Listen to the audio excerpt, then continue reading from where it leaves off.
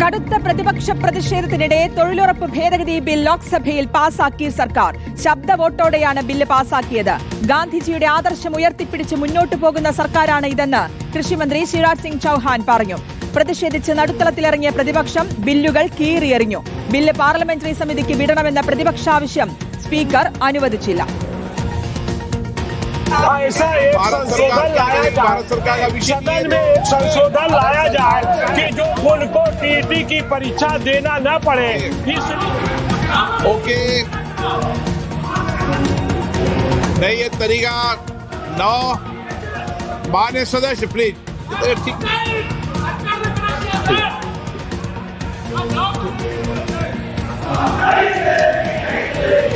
Sir, I rise to move for leave to introduce a bill to...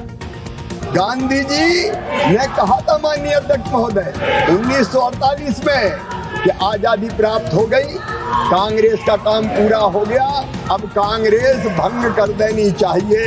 लेकिन नेहरू जी ने सत्ता से चिपका रहने के लिए, आजादी के आंदोलन का लाभ उठाने के लिए कांग्रेस भंग नहीं की. बापूजी की आदर्शों की हत्या, जिस दिन देश का बंटवारा स्वीकार किया उस दिन बापू के आदर्शों की हत्या हो गई.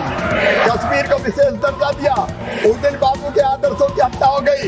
जिस दिन इंदिरा गांधी ने आपातकाल लगा के संविधान की धज्जियां उड़ाई उस दिन गांधी जी की हत्या इनने कर दी. पूरे देश को भ्रष्टाचार और घोटाले में डुबा के तुमने गांधी जी की हत्या की. PR സുനിലുണ്ട് വിശദാംശങ്ങൾ നൽകാൻ. PR സുനിൽ, അങ്ങനെ VBG റാംജി ബില്ല് ലോക്സഭ പാസാക്കിയിരിക്കുന്നു. പ്രതീക്ഷിച്ച പോലെ തന്നെ ഒരു പ്രതിഷേധം ഇന്ന് പാർലമെന്റിൽ ലോക്സഭയിൽ കണ്ടു. അത് നടുത്തളത്തിലേക്ക് ഇറങ്ങിയും ബില്ലുകൾ വലിച്ചുകീറിയുമൊക്കെയുള്ള വലിയ പ്രതിഷേധം തന്നെ കാണുകയും ചെയ്തു. അതിനിടയിലും ബില്ലുമായി മുന്നോട്ട് പോകുന്ന കേന്ദ്രത്തെയും നമ്മൾ കണ്ടു. ഇന്ന് സംഭവിച്ചത് എന്തൊക്കെ പാർലമെന്റിൽ?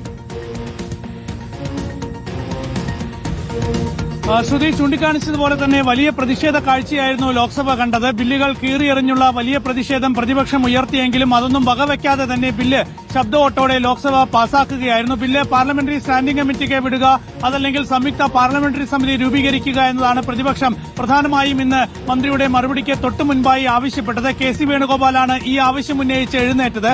അതേസമയം ഇന്നലെ ആരംഭിച്ച് ഇന്ന് പുലർച്ചെ 1:30 വരെ നീണ്ട ചർച്ചകൾക്ക് ശേഷം ഇനി ബില്ല് പാർലമെന്ററി സമിതിക്ക് വിടേണ്ട കാര്യമില്ല എന്ന നിലപാട് സ്പീക്കർ സ്വീകരിച്ചു. പിന്നീട് മന്ത്രിയുടെ മറുപടിയിലേക്ക് കടക്കുകയായിരുന്നു. ഉടൻ തന്നെ പ്രതിപക്ഷം ചെയറിൽ നിന്ന് എഴുന്നേറ്റ് പിന്നീട് സഭയുടെ നടുത്തളത്തിലേക്ക് വരുന്നതാണ് കണ്ടത്. ഗാന്ധിജിയുടെ ചിത്രം ഉയർത്തിപ്പിടിച്ച് വലിയ പ്രതിഷേധം ഉയർത്തുന്നതാണ് പിന്നീട് സഭ കണ്ടത്. അങ്ങനെ പ്രതിപക്ഷത്തിന്റെ വലിയ ബഹളങ്ങൾക്ക് ഇടയായിരുന്നു കേന്ദ്ര കൃഷിമന്ത്രി ശിവരാജ് സിംഗ് ചൌഹാൻ ലോക്സഭയിൽ മറുപടി പറഞ്ഞത്. ഗാന്ധിയൻ ആദർശം ഉയർത്തിപ്പിടിച്ച് മുന്നോട്ടു പോകുന്ന സർക്കാരാണ് തന്റെ സർക്കാരെന്ന്, മോദി സർക്കാരെന്ന് ശിവരാജ് സിംഗ് ചൌഹാൻ ചൂണ്ടിക്കാണിച്ചു. ഗാന്ധിയൻ ആദർശങ്ങൾ കശാപ്പ് ചെയ്തത് കോൺഗ്രസ് ആണ് എന്നും ശിവരാജ് സിംഗ് ചൌഹാൻ ആരോപിച്ചു. മഹാത്മാഗാന്ധി ഗ്രാമീണ തൊഴിലുറപ്പ് പദ്ധതിയുടെ പേരിൽ വലിയ അഴിമതിയാണ് കോൺഗ്രസ് നേതൃത്വം നൽകുന്ന പല സർക്കാരുകളും നടത്തുന്നത്.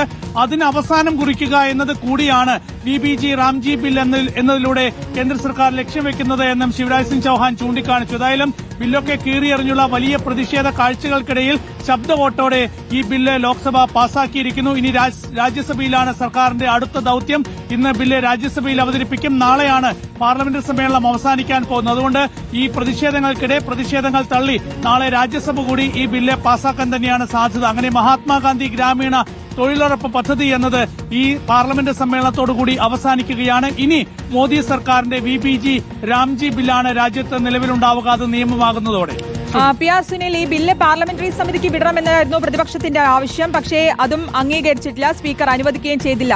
ഇതിൽ ഒരു തുടർ പ്രതിഷേധം, ശക്തമായിട്ടുള്ള ഒരു പ്രതിഷേധം തന്നെ ഉണ്ടാകും. അത് ഇന്നത്തെ പ്രതിഷേധത്തിൽ തന്നെ മനസ്സിലാക്കുന്നതാണ്. തുടർന്നും അങ്ങനെ തന്നെയാകും എന്ന് വ്യക്തമാക്കുകയും ചെയ്തിട്ടാണ്. 27-നാണ് ഞാൻ മനസ്സിലാക്കുന്നതനുസരിച്ച് കോൺഗ്രസ് പ്രവർത്തക സമിതി യോഗം ചേരുന്നത്.